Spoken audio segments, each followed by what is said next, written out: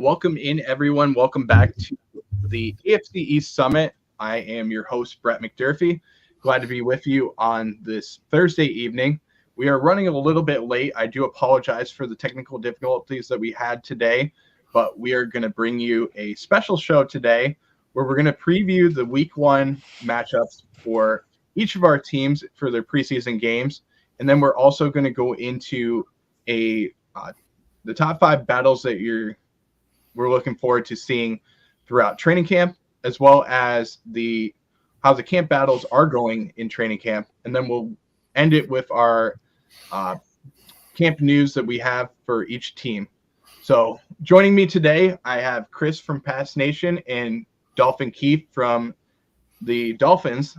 And we are missing our Jets representative this week. And I think they're a little bit sad because of the Hall of Fame loss that they had last week. So they're still sulking it in. They got the first loss of the year, but we're going to work through it, and we're going to have to step up and figure out a way to get through it. But that's just how it is. You know, when you have a day where your team can't figure out a way to win, you know, it hurts for a little bit. So hopefully we can get our guys back on the show for next week. We're hoping that happens. But Dom and Jackson, hopefully they come back as soon as possible because we're going to need them for sure. So without further ado, let me introduce Chris from Pats Nation. Chris, how you doing, buddy?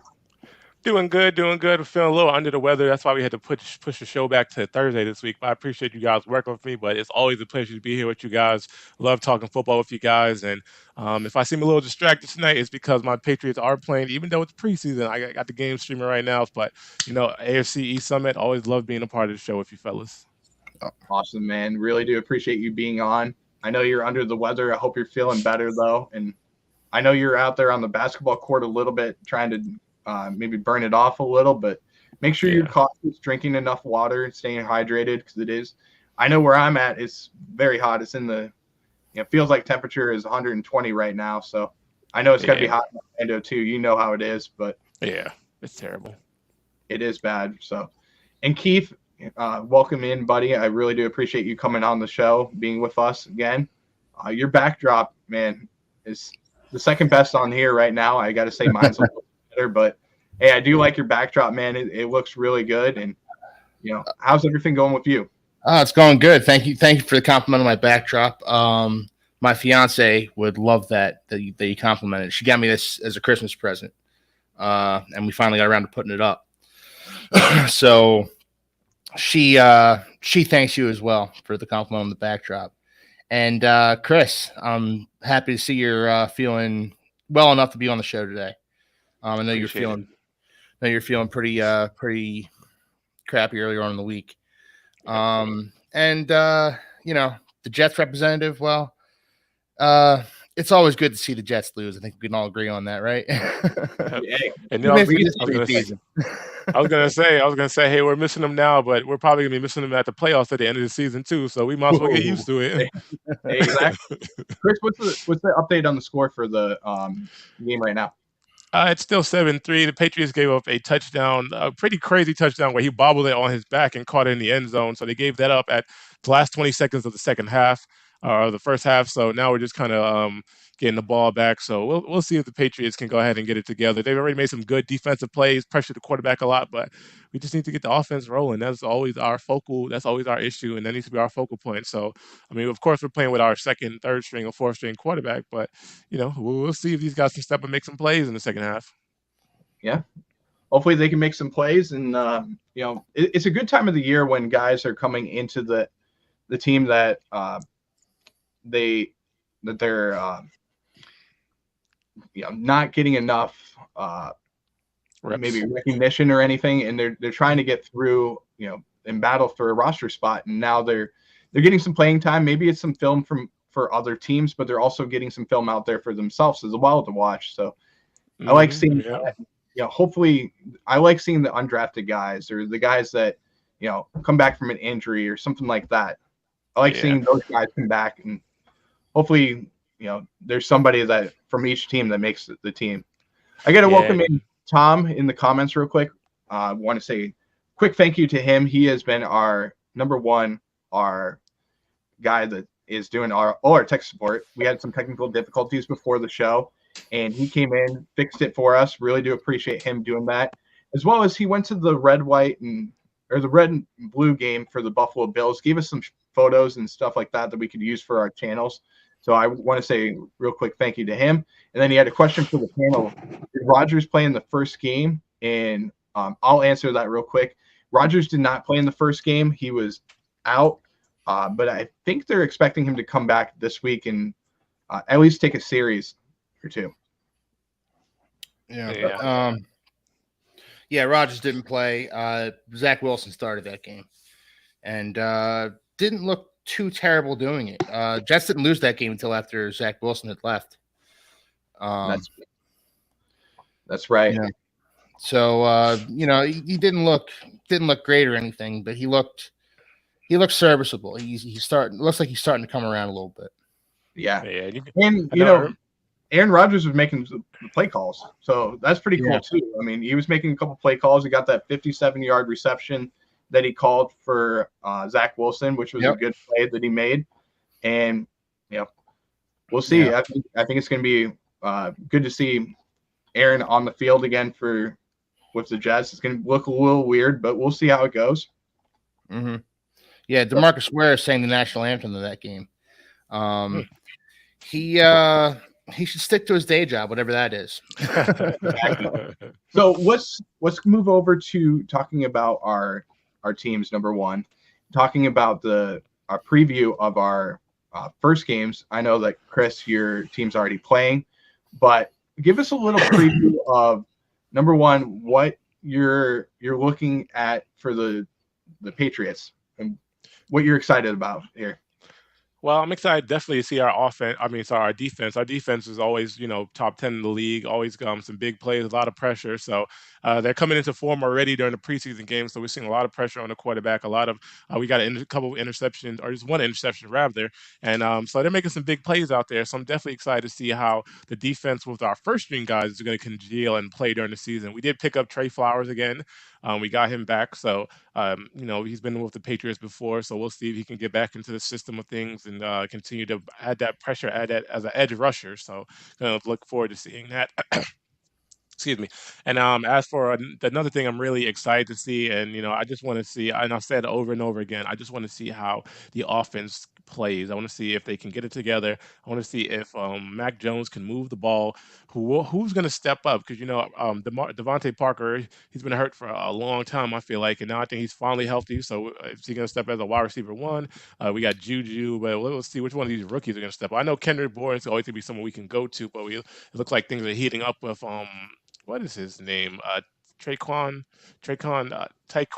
Thornton. So I'm very interested to see if Tyquan Thornton is going to be our slot receiver, a viable option for us on offense. So, who's going to step up as wide receiver or running back too, to help support Ramondre Stevenson. So, I always say, defense wins games, but you can have the best defense in the world. If you can't push that ball, the defense is going to be gassed, and they won't have nothing in the tank in that second half. So we'll see if Mac Jones can keep the ball on the field. That's what I want to see the most. Yeah, that'll be the best thing. And I think that it's good to see, a number one, an offensive coordinator that's coming out here and, with Bill O'Brien, getting to see what type of plays that he's going to call. Mm-hmm. Absolutely. So he's been there before. Bill's been there with us as a quarterback coach for a couple years. So I think he's going to really help Mac Jones get into form. He was there with Tom Brady, so I'm pretty sure you give him some pointers and give him some tips and help get his head right. Because you never, when you have a rough season, it kind of sticks with you, and you either bounce back for it or you just get better. So we'll see how Mac steps up this year. Yeah, I completely agree with you there. And Keith, anything going on with the Dolphins? Is there any injury reports or anything like that's going on? And what are you excited about for the Dolphins? Well, Jalen Waddle left practice yesterday with an upper body injury. It appears that maybe he got the wind knocked out of him. That's best case scenario. But he caught a ball, fell on the ball. He was down for about 4 minutes, and he walked off under his own power. So certainly hoping that he's going to be okay. And I don't expect us to see much of Jalen Waddle for the remainder of training camp. As a result of this injury. What I'm excited to see is the depth. So as we all know, I don't know how you guys feel about it. I'm not trying to speak out of school here or anything, but I don't want to see Tyreek Hill play. I don't want to see Tua play at all in the preseason. I don't want to see the Dolphins' most important players, their stars, at all in the preseason. And what the Dolphins have done over the past few off seasons is they've splurged on the top tier talent of your Tyreek Hills and your Jalen Ramseys, guys like that. Teron Armstead. They've splurged on those guys, and what you do when you splurge on those guys is that you do that at the expense of your depth. So one of the main criticisms going into the season regarding the Dolphins was they have a lot of talent at the top of their roster, but what about their depth? And it's a fair criticism to be levied on them. So, and it came back to bite them last year, many, many times, especially when their secondary got as injured as it did. So what I'm looking to see from the Dolphins this year is see if their depth has improved at all, specifically their offensive line and their secondary, losing Jalen Ramsey already. So they had joint practices with the Falcons this week, and most reports indicated the Falcons pushed around the Dolphins' offensive line, whether it's the first team or the second team or whatever. I want to see improvement along the offensive line. I want to see these guys gel over the course of training camp. And that's what I'm looking forward to seeing from the Dolphins. Yeah. Okay. I think that's one thing that we're still debating a lot is what is the offensive line of the Dolphins going to look like. And I know that you took the whole entire offensive line in your AFC East roster that you built for the offense, and you did it because of continuity. That's just what you're looking forward to. But if I may interject, Brad, they also have a ton of potential, those guys. I mean, every single guy on that offensive line is a first or second round pick. Right. No, not Teron Armstead, but Teron Armstead's an all-pro, so he's excused. Every other guy on that offensive line is a first or second round pick. Connor Williams was a second round pick at the Cowboys. Liam Eichenberg, second round pick. Robert Hunt, second round pick. And Austin Jackson was a first round pick. These guys have the potential to gel into a really good offensive line. They just need to do it. And I think that they're starting to improve. I also think that maybe Isaiah Wynn will be taking over for Liam Eichenberg at left guard, because I heard that he got most of the first team reps at yesterday's practice. Yeah, I think that's something that's going to happen very shortly. Yeah. I feel like, especially with what we've seen from a lot of the insiders, is that the Eichenberg has not looked good in camp. Yeah, and I don't know if it's just that he's injured or if it's that. No, I don't know. I'm not sure what Eichenberg's problem is. He came in as a left tackle at Notre Dame, and they were talking about him as a high floor kind of guy, a guy who, even if he busts, he's still going to be a serviceable offensive lineman. And thus far in his career, he looks like he doesn't belong in the league, quite frankly. And time's running out on him. He needs to turn it around in this camp. He's also been getting work at center behind Connor Williams. And obviously he's got the tackle pedigree coming from Notre Dame, but they've given him every opportunity to win this left guard job. And if he doesn't do it, that should be concerning to anybody who's cheering for Liam Eichenberg to do good things in the NFL. Right. I completely agree with you there. Chris, did you have anything that you wanted to add to that? No, nothing to add to it. Hopefully the Dolphins are able to get those offensive line struggles worked out. Like you said, those guys have a lot of potential, but if that potential doesn't come together, then really, I really feel for Tua, because he had such a rough season last year.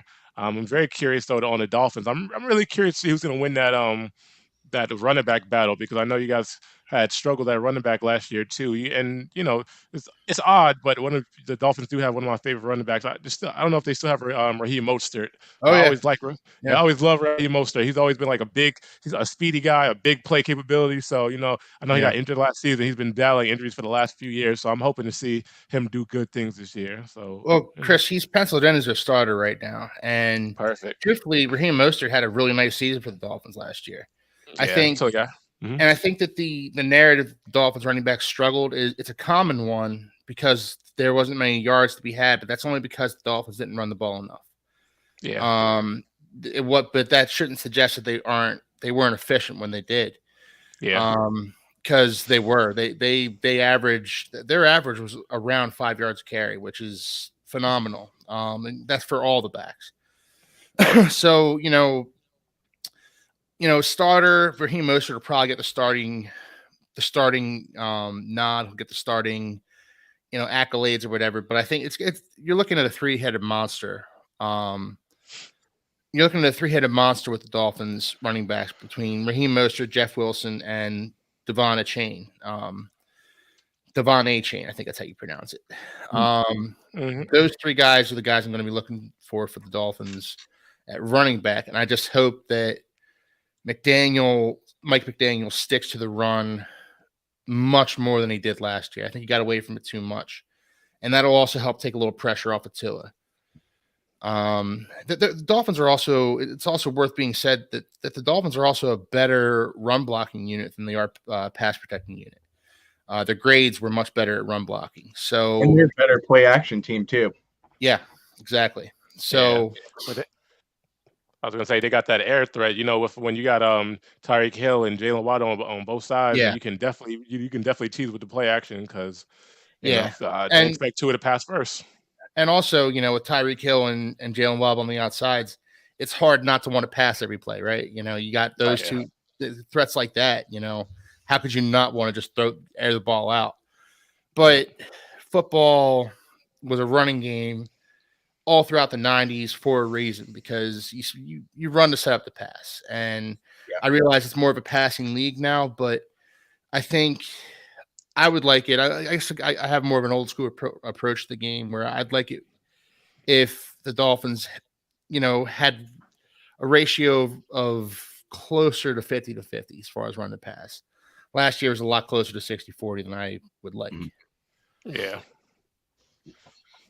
Yeah, I completely agree with you there, Keith. I think that, especially with all the weapons that the Dolphins have brought into the running back room, you guys need to run the ball more. I think it was very obvious towards the end of the season how much you needed to run the ball more. And you went away from it. That's where problems started to happen. Yeah. And probably that Bills game, Brett, like Raheem Mostert was running all over you guys. Yeah. He was killing you guys, and then suddenly they stopped running the ball for some reason. Like the Falcons. Yeah. 28-3. These coaches, they want to air it out. They want to. It's the Andy Reid philosophy. Andy Reid loves to throw the ball. He was like the first one that got criticized too much for throwing the ball too much. And sometimes take the air out of the ball. Sometimes getting a 3-yard run it just helps set up your offense for later on in the game. Yeah. It sets up the deep ball, and that's something that we knew that the Dolphins were very good about throwing the ball deep and trying to get the receivers open by throwing the deep ball. And if you can, set up the run and put, 8 in the box, and then you have, Tyreek and you have Jalen Waddle that are going deep, you're going to hit home runs. There's going to be a play that there's going to be a home run. We know that's going to happen. So they just went away from it a little too much. They got a little cute. They thought that they could do, more than what they did. And McDaniel was in his first year. He's excused. But it's time to make those necessary adjustments, and move forward. Completely agree with you. Completely agree. So let's move on. I want to talk to Chris a little bit more. I know we kind of cut him a little short on his time, but I wanted to get his number one, an update on the game between the Texans and Patriots. Wanted to know what the score was right now, and give us a little bit of I want to know a little bit more about what's going on in that game. So tell me, who's starting at quarterback for the Patriots, and how are the players doing today? The Patriots are looking a little rough right now. It's 13-3, unfortunately. So we got Brian Zapp. He looks like he's taking all the reps right now as quarterback. So there's not even having no one else is in the game for him. But he's 12 for 14 with 79 yards with no touchdowns. So like I said, they're looking a little rough right now, but he's a viable option, especially because we don't want to have Mac Jones in there. God forbid he gets injured in the preseason. But we do have Malik Cunningham, so maybe might be time to throw the young boy in there and get him some reps and get him warmed up to the offense. So we'll see. Aside of that, our running backs are looking okay. Not too much. I think they need to go to the running game a little bit more. They got about in 3 quarters. They have about, what is that looking like, 11 carries. So it's kind of middle of mediocre numbers. But looking at the Texans. David Smil, of course, he played all season, so he's a little bit more seasoned when it comes to quarterback. They started him off. He's got 99 yards on 9 for 12 passing, so he's averaging about 10 yards a pass. And and he's got 1 touchdown, so they're looking better, looking like a more a well-oiled machine. So we'll see how things go. We'll see how, like I said, they had an outrageous catch in the end zone by Nathaniel Dell, bobbled it on his back, caught it. So nothing you can do about plays like that. But we'll see how they pick it up in the second half. There's still a lot of time left, and the game's not over until the game's over. Yeah, completely agree. And Keith, who do the Dolphins play this week in the preseason? The Falcons. Falcons. Okay, sweet. Yeah. So, anybody else you're looking forward to seeing? Is there anybody on the Falcons that you're looking forward to seeing? Anybody on the Falcons I'm looking forward to seeing? Well, Bijan Robinson, he's supposed to be special. And I do want to see what he can do against the Dolphins defense. I want to see how much Desmond Ridder has progressed. I want to see if he can do anything with the Dolphins secondary.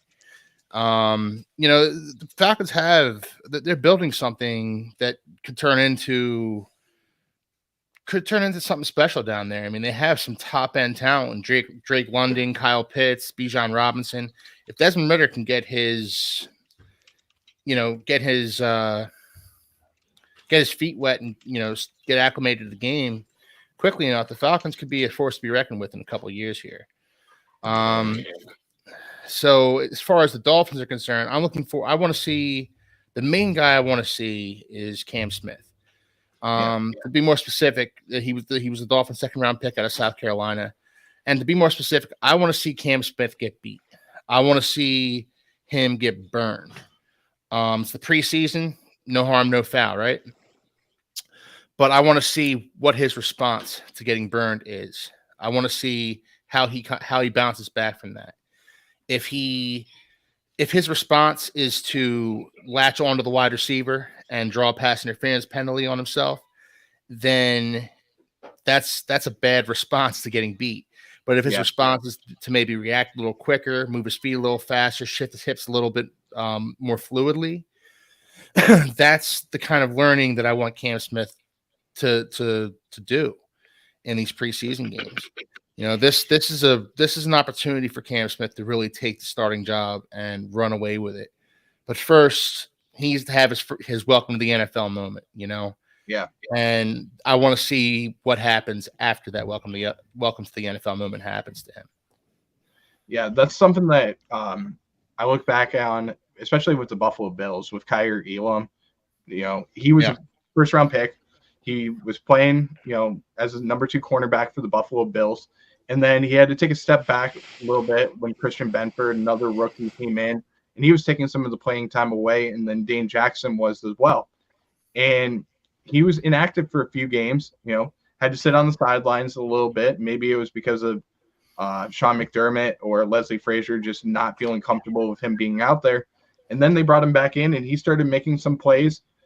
And he was looking pretty good. And now, again, he's in a battle with Christian Benford and Dane Jackson again this year for the number 2 cornerback position. So it'll be interesting to see how he responds, number one, to, like you said, the adversity. That's something that can, I'm looking forward to seeing. And also I want to see how he does against, if he can do press man coverage, if he can also play zone. That's something that is concerning coming into the NFL. So we'll see how that works too. But let's move on and talk about the team that we don't have a representative for. Yep. And they've already had a preseason game. We already know that they lost their first preseason game against the Browns in the Hall of Fame game, where Darrelle Revis as well as Joe Thomas got inducted into the Hall of Fame. And Zach Thomas, Brett. Do not forget Zach Thomas. Too. Yep, I wasn't going to forget him, but I was just talking about the guys that were for these two teams. So gotcha. I wasn't going to forget him, but let's talk about the Jets a little bit. I'm going to start with Keith a little bit. I know he has a little bit of news updates that he saw from them because he watched the first Hard Knocks episode. So let's turn it over to Keith to talk a little bit about the Hard Knocks episode. Yeah, truthfully, I don't know when it aired, but it was on TV this afternoon. So of course I put it on because it's Hard Knocks. How could you not? And the Jets. I still hate the Jets. Don't get me wrong, but it what Hard Knocks does is it humanizes a lot of the players and really puts it into perspective some of the things that they're doing, not only on the football field but in their personal lives. Like Sauce Gardner went back and got his degree from the University of Cincinnati. So good for him. Good for him. And Aaron Rodgers it seems like he's really taking command of that locker room. Him and Zach Wilson appear to be developing a older brother, kid brother type relationship where they're kind of busting each other's stones and stuff like that. So that's good for Zach Wilson to have that kind of relationship with Aaron Rodgers. It's a relationship that Aaron Rodgers didn't have the benefit of having with Brett Favre when he was a young player. So I think Aaron Rodgers kind of took that to heart and says, okay, I'm going to take this guy under my wing a little bit more and, try to bring him into the fold a little bit and show him how to play quarterback in the NFL. So it's actually a really cool thing that Aaron Rodgers is doing. And he's really taking command of that locker room, taking command of the huddles and, becoming one of the guys and becoming a real leader there. So, that's good. That's a good thing if you're a Jets fan. You have to look forward to you have to look forward to that. Other than that, it was a fairly innocuous episode. They didn't really give a lot away. Spent a lot of time on Liev Schreiber, who's the narrator for the show. I didn't know that, the actor. Spent a lot of time with him and Aaron Rodgers talking a lot. So, gave him, he flew in a helicopter and they gave him some sort of, awesome introduction. So, but, other than that, the Jets, they're gearing up for a nice, they know everything that's being said about them. And they see themselves as Super Bowl contenders every bit as much as the national media does. Exactly. So I think the one thing that I'll add to that a little bit is just talking about some of the battles that you've seen going on in training camp with them. Mekhi Becton and I can't think of the other guy's name now, but Mekhi Becton battling the right tackle position. And then also watching some of the guys that have been hurt too. Hopefully they can come back. You saw Garrett Wilson come back as well. Yep. He had a full injury, so he finally came back to practice today, which was good. You're also seeing, Sauce Gardner, like you said, has been lighting it up in camp. He looks really good. Yeah. CJ Uzama, that's another guy that, if you're somebody like myself that's looking for a fantasy tight end, you got guys like Travis Kelce, you have Mark Andrews, and then it's really George Kittle, Darren Waller. Those are probably the top tight ends that you could possibly have out there. But if you're looking for a guy that's a mid-depth type of player, CJ Uzama is going to be a guy that I think is going to step up a lot. If you think about Aaron Rodgers' career, you look at the players that he's had at the tight end position. You got Jermichael Finley that he's had, Richard Rodgers as well. There's guys Robert Tonyan as well. I don't think Tonyan had enough runs. I think he had a lot of potential, but I don't think him and Rodgers really congealed during this season. His last tenure at the with the Green Bay Packers. I think a lot of that had to do with injury, though. Tonyan tore his ACL in the first week.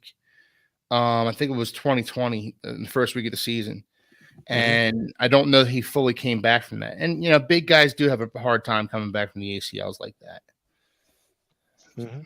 Yeah, it is tough, but I mean, I look back at Rodgers' career, like I said, and the tight end position is something that's important for him. It's his security blanket. So he likes to go at it with that. And, I think that Uzomah could be a Pro Bowl tight end this year.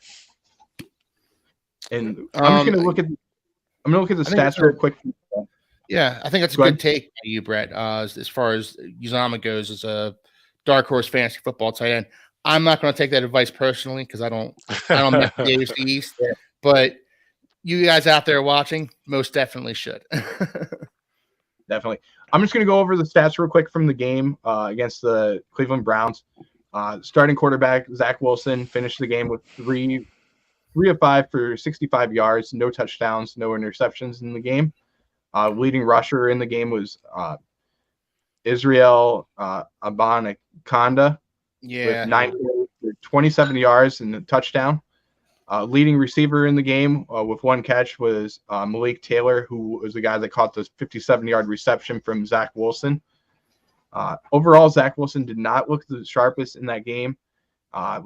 Looked like he was struggling a little bit until that play where Aaron Rodgers called for a deep ball pass to Malik Taylor. That was pretty much the only pass. Other than that, he would have went 2 of 4 for 8 yards, not looking the sharpest. Having also a play where he tried to roll out to his left, ended up going right into the defender and falling down.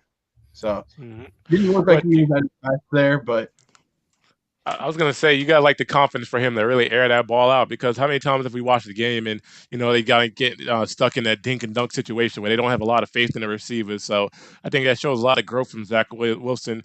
He's a little bit of a daredevil, but him having faith in his receiver to go up there and go get it, that's what I love to see. That's what football is all about. So I also like to point out, as far as the Jets are concerned, their first round pick Will McDonald played in that game and kind of looked like he belonged a little bit. He had a nice hit on the quarterback. I think his first play out there, actually. And, he made a couple of nice tackles. Like Will McDonald, he looks like he could turn into something with a little seasoning. Okay. Yeah, that's a really good point, Keith. I was going to go into it a little bit more and say the amount of depth that this defensive line group for the Jets has with guys like Bryce Huff. You have Will McDonald. You also have Jermaine Johnson. And that's not even including the other guys that they have starting as well. And this team is as a defensive group. And you can really see that, if whoever goes onto the field is going to make an impact on the game. If you look at Bryce Huff, he injured Josh Allen. You look at Jermaine Johnson, he's sacked Josh Allen on a rollout play. So it's going to be a deep team. It's going to be a fun team to watch. And, hopefully they do finish last in the AFC East, because, the Jets rep on the channel are let me just read this comment from Nickel City Mafia that just came in. I was going to point that out right there. The Jets rep in the channel are like the actual New York Jets. They never show up when it matters. That is true. That's why they're going to finish in last place. Yep. Absolutely. So you never like to see anybody fail, but when they're in the same division, you don't mind it. You really don't mind it. So. No, of course not. And they they lost that game.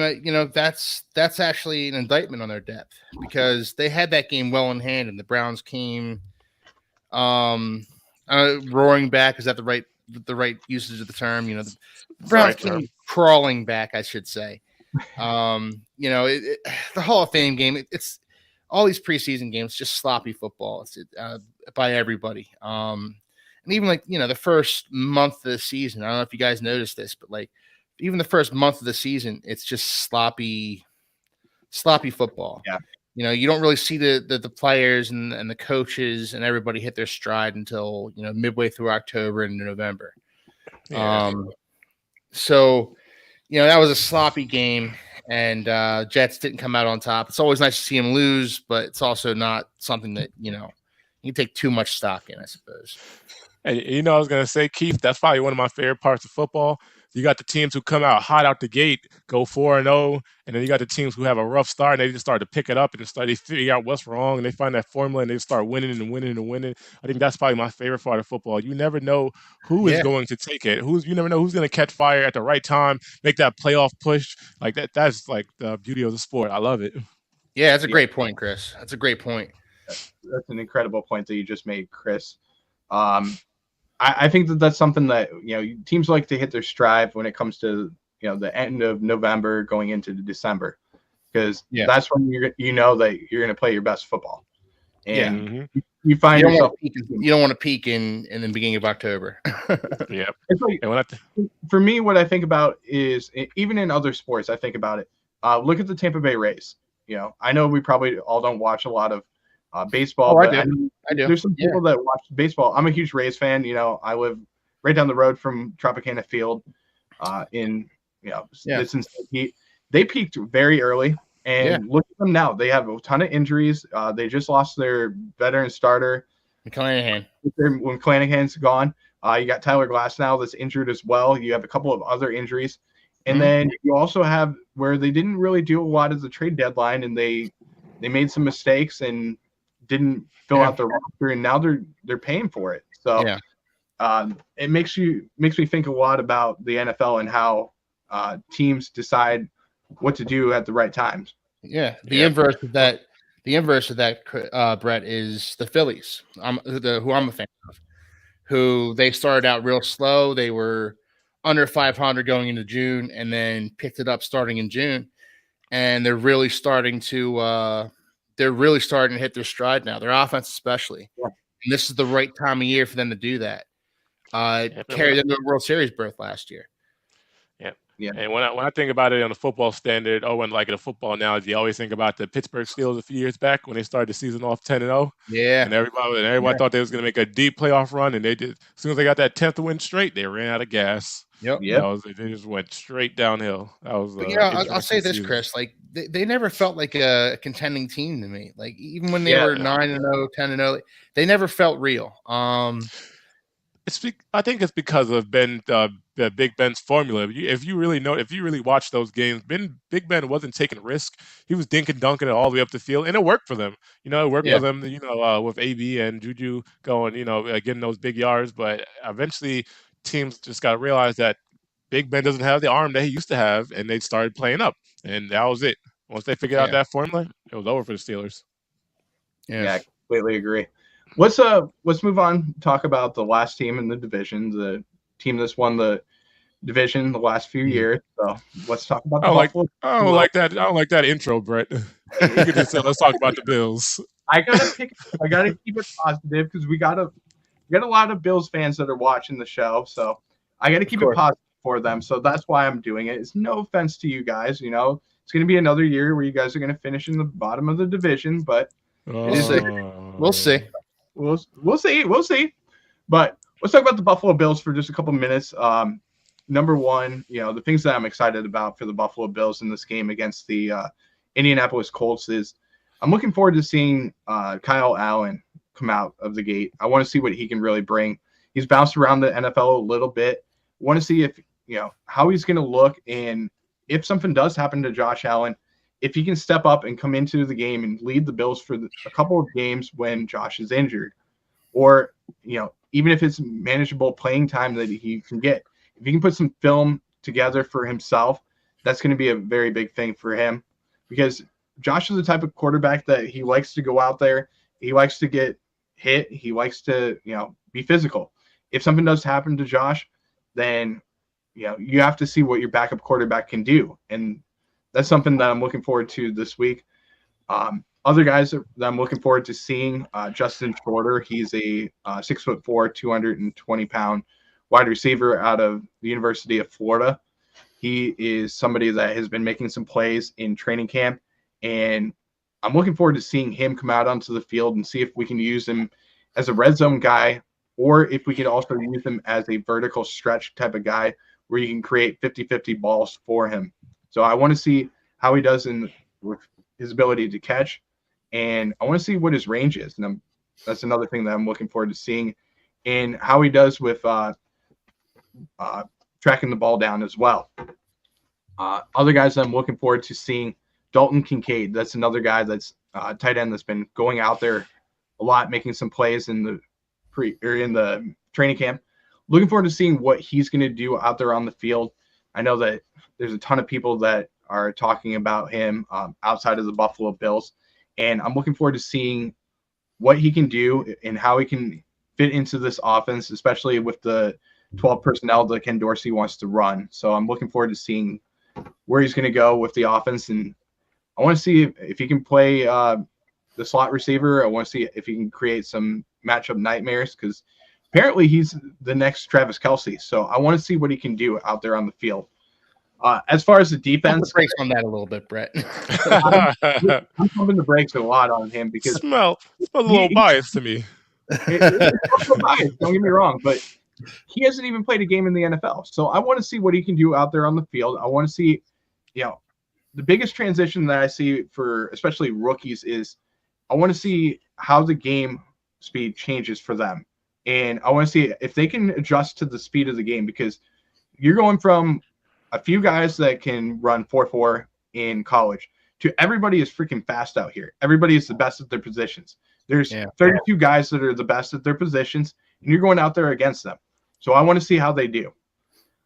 Guys on defense that I'm looking forward to, Shane Ray, his story coming back from he was a first-round pick for the Denver Broncos. I don't know if you know this story, Keith. Wait, Shane Ray's on your team? Shane Ray is with the Buffalo Bills. I had no idea. How about that? So he played for the Denver Broncos with Von Miller for a few years, ended up going out of the NFL, and he signed with the Toronto Argonauts, and he's now on the Buffalo Bills, has a training camp battle that he's going through with Shaq Lawson right now. And he looks freaking good. I got to say, he looks motivated. He looks ready to go. And I want to see how he does out there on the field. I want to see if, what his emotions are going to be like, because he's a guy that, he has a lot of potential. And I'm looking forward to seeing him out there going against the offense. And if he can be a guy that really steps up and becomes that number 5 corner or the number 5 defensive end for the Buffalo Bills, then that's going to be freaking great. And he's good friends with Von Miller. So, that's another thing. He can learn from Von. He can make most of the moves. And I'm looking forward to seeing somebody that's fresh, that's hungry, and wants to come in there and make an impact. Other guys that I'm looking forward to, Dorian Williams. We've talked about him a lot on Nickel City Mafia, Red, White, and Bills, as well as my channel. And I know he's going to play the outside linebacker position, but I want to see his speed out there. And I also want to see how he can do covering tight ends and running backs as well. So I'm looking forward to seeing him. And then I'm also looking forward to seeing the battles between guys like Osiris Torrance and Ryan Bates for the right guard position. And at the cornerback position, Dane Jackson, Kyer Elam, and Christian Benford. Looking forward to seeing their battles. And hopefully we can get that figured out very shortly. All right. And we got a comment from Tom S. that I really like. That'd be concerning for the Bills fan, though, because you know how that Madden curse goes. So, how you feeling about that, Brett, as a Bills fan? Are you feeling that Josh Allen is going to break the Madden curse, or you think he's going to fall victim to it?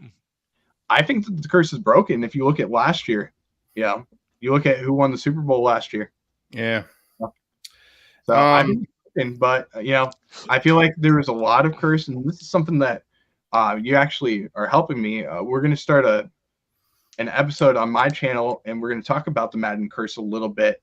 So I want to see if maybe some of the publicity that Josh Allen has gotten recently has impacted him, because there's some things that were said in the media over the last few weeks, and not so much as controversial, but just things that were said that I want to tweak it and see what people think about it and give their opinion. Do you think that possibly that some of the hype that's going around the Buffalo Bills is a little too much, or do you think that that's going to hurt them, or what? That's to be debated. But I think all publicity is good publicity. So that's what my motto is, and I think everything's going to be fine. I'll say this as far as the Madden curse goes.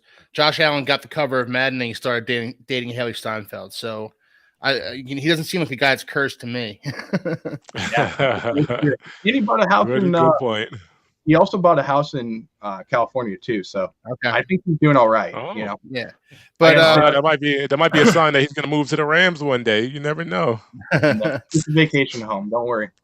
But Shane Ray, I had no idea he was back in the NFL. He was a guy I was looking at a lot when he came out of the draft, and he kind of injuries and other issues kind of caused him to fizzle out with the Broncos. So it's I'm interested to see what he has left in the tank. Yeah. I think he's got a lot left in the tank, and I think he's gonna, he's hungry, he's ready to go back out there, and he appreciates the opportunity just to even be on the team for the preseason. Yeah. I saw Diggs got hurt today. Is there anything to that? Yes, Diggs did get hurt today. It sounds like a lower back injury. Nothing major. He went over to the sidelines. He is going to be held out of the game this week, as well as Josh Allen. I think that's more because you don't really need chemistry with them. I think that they're both fine. The same thing with Mac Jones. You don't play Mac Jones right now. You don't risk an injury. You're not going to risk an injury with Tua. You're not going to risk an injury with Aaron Rodgers. Yeah. Well, look, I've said it before. I'll say it again. I don't want the Dolphins' most important players playing in the preseason at all. There's nothing that Tyreek Hill has to prove playing in a preseason game. Same goes with Teron Armstead and Christian Wilkins, and the list goes on and on for the Dolphins. This is the preseason for me has turned into. This is for your depth pieces. This is for your end of the roster guys. See what they have. I completely agree with you there, Steve. Real quick, I want to go over. I know we've spent a lot of time talking about our teams and everything, but I do want to go over your top 5 guys that you're looking forward to seeing throughout the preseason. So I'm going to let Chris go first. Give me your top 5 guys that you're looking forward to seeing this preseason for the Patriots. I definitely am looking forward to seeing Malik Cunningham if he gets some playing time. I want to see, what potential he has as our, I think second, third string quarterback right now. I want to see Taquan Thornton. Who else? That's a very good question. I didn't think about that too much. I guess somebody. I want to see Christian Gonzalez. I know he's probably going to be playing for a preseason. I know he's probably going to be getting some reps out there, getting acclimated to the speed of the NFL. Thank you. I appreciate that. I appreciate it, Nickel City. Sound inspired tonight. Yeah, I think those are the only battles I've been really looking forward to, and it's probably seeing who's going to be our running back too, because I know we got both of our guys out there getting their reps in right now. So those are probably my 4 battles I'm going to look forward to seeing. Keith, any battles that you're looking forward to seeing for the Dolphins?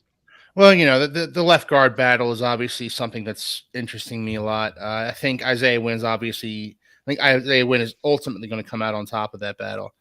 But the guys I'm looking forward to seeing are, guys along the offensive line. I know I focus on the offensive line a lot, but,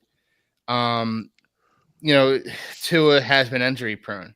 And I also love offensive line, but it's also a good offensive line makes everything on offense easier. And if the Dolphins can get that figured out, their offense can be really special.